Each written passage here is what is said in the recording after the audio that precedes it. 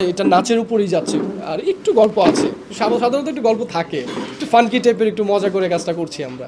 আমার ঈদের বাজেট সর্বোচ্চ 2000 টাকা। ঈদের দিনটা প্ল্যানিং হচ্ছে ঈদের দিন সকালবেলা উঠবো, নামাজ পড়বো, নামাজ পড়ে এসে 2 ঘন্টা ঘুমাবো। সর্বোচ্চ 100 টাকা দিয়েছিল, সর্বোচ্চ টাকা ওটাই ছিল আমার। আদারওয়াইজ 20 টাকা 50 টাকা এরকম। প্রিয়জনকে তো নিজেকেই দিয়ে দিয়েছি, আর কি দিব বলেন। প্রিয়জন হচ্ছে আমার হাসিতেই খুশি। যার কথাই বলছেন আপনি, আমি জানি কার কথা বলছেন, সে আমার ফ্রেন্ড। প্রিয়জন অনেক প্রকার আছে প্রিয়জনের, তাই না? যদি আপনি গার্লফ্রেন্ডের কথা জিজ্ঞেস করেন তাহলে ওই ক্ষেত্রে একজনই আছে। গার্লফ্রেন্ড তো থাকবেই, গার্লফ্রেন্ড আবার না থাকে।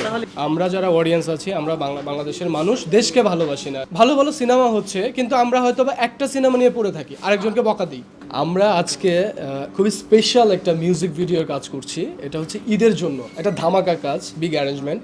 অলরেডি আপনি দেখেছেন, কিন্তু এটাতে কাজ করছি। আমার অপোজিটে আমার কো আর্টিস্ট হিসেবে আছে হচ্ছে সামান্তা সৌমি, অ্যান্ড এইটার ডিরেকশন দিচ্ছে SI সোহেল ভাই।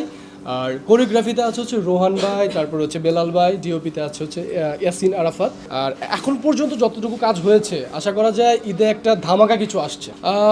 এটা একটু স্টোরি আছে, বাট আমরা চাচ্ছি যে গানটা যেহেতু একটু মিউজিক্যাল কাজ, মানে গানটার মধ্যে অনেক বেশি মিউজিক আছে, ওখানে বেশ ডান্সের একটা ব্যাপার আছে।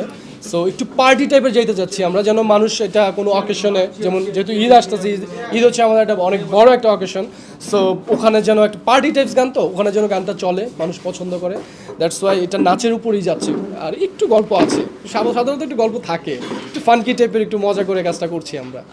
আমার কণ্ঠ তো খুবই বাজে, সো আমি আজকে সিঙ্গার থাকলে অবশ্যই গাইতে পারতো, কারণ কুনাল আপু এত ভালো গেয়েছে, তারপরে শাহরিয়ার রাফাত ভাই, ওনারা দুজন গিয়েছেন গানটা, ওনারা এত ভালো গিয়েছে, আমি গাইলে হয়তো গানটার অপমান করা হবে। এইটা ছাড়া আমি ব্যস্ত আছি হচ্ছে আমার একটা সিনেমা আমি সাইনিং করেছি লাস্ট কিছুদিন আগে। সেইটার শুটিংটা হচ্ছে শুরু হতে চেয়েছিল ঈদের আগে, রোজার সময় শুরু হওয়ার কথা ছিল, বাট শুরু হয়নি। বিকজ আমার ডিরেক্টর চাচ্ছে যে আমরা রোজার পরে করি, সবাই রোজা রেখে টায়ার্ড থাকে, মানে একটা বড় লড়ে যাব। রোজা আলহামদুলিল্লাহ খুবই ভালো যাচ্ছে। আমি সবকটা রোজায় রেখেছি, দুটো বাদে আজকেরটা রাখতে পারিনি, আমার জ্বর এসেছিল, যার কারণে আমার বমি হয়েছিল, যার কারণে যে আমি রোজাটা রাখতে পারিনি, দুইটা রোজা রাখতে পারিনি। ঈদে আসলে বেসিক্যালি আমি যদি বলি, আমার ঈদে কোনো শপিং হয় না, কারণ এই কাজটার জন্য আমাকে শপিং করতে হয়েছে, প্রত্যেকটা কাজের জন্য আমার শপিং করতে হয়। সো স্পেশালভাবে ঈদের জন্য শপিং করা হয় না আসলে এইভাবে। আমার ঈদের বাজেট সর্বোচ্চ 2000 টাকা। অনলি একটা পাঞ্জাবি, আদারওয়াইজ আর কিছু না। না, ওই রকম আসলে পশ ইফতারি করা হয়নি অনেস্টলি যদি বলি। আমি বাসায় জাস্ট ছোলা মুড়ি বুট, মাঝে মধ্যে ভাতও খেয়েছি, মাঝখানে একদিন হয়তো তেহেরি খেয়েছিলাম, এর মধ্যেই। ঈদের দিনটা প্ল্যানিং হচ্ছে ঈদের দিন সকালবেলা উঠবো, নামাজ পড়বো, নামাজ পড়ে এসে 2 ঘন্টা ঘুমাবো, কারণ অনেক ঘুমের ঘাটতি থাকে, তো 2-4 ঘন্টা ঘুমাবো, দেন বিকেলবেলা ঘুরতে বের হই।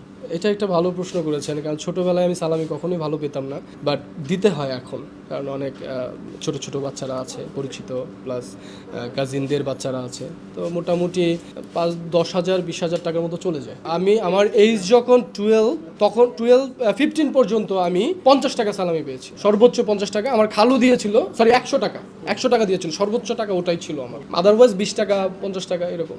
প্রিয়জনকে তো নিজেকেই দিয়ে দিয়েছি, আর কি দিব বলেন। আমার প্রিয়জন হচ্ছে আমার হাসিতেই খুশি।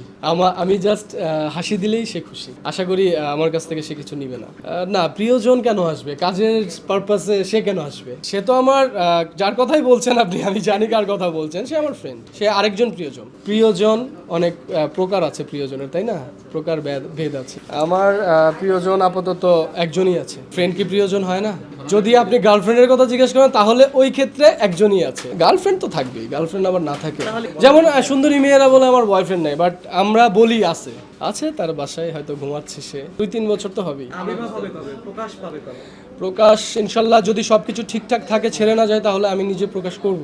এখন তো আসলে দুনিয়াটা অন্যরকম হয়ে গেছে, সবাই সবাইকে ছেড়ে দেয়। এখন ধরেন আমি এখন প্রকাশ করলাম, 2 দিন পর ছেড়ে গেল, তখন আপনি লিখবেন বা নিউজ করবেন সেই সর্দার ছেঁকা খেয়েছে। তো আমি এখন বলতে চাচ্ছি না, যদি ছেঁকা না খায় তাহলে জানাবো। হইতে পারে ছেঁকা খাওয়ার ভয় না, আপনাদের কথার ভয়ে।